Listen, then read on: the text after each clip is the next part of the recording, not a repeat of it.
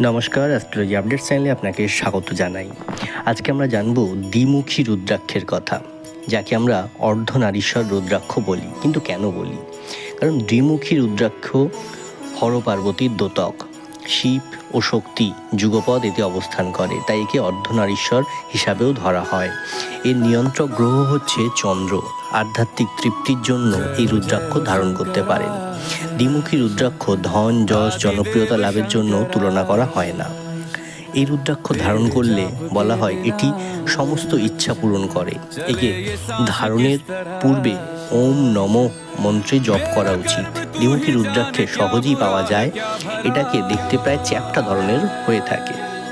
অন্যদিকে দ্বিমুখী রুদ্রাক্ষে সমৃদ্ধি, সুরক্ষা করার শক্তি বেশি বিদ্যমান থাকে। এটা বশীকরণের প্রভাব থেকে মুক্ত করে। দ্বিমুখী রুদ্রাক্ষ স্ত্রীলোকেদের ক্ষেত্রে উপকারী।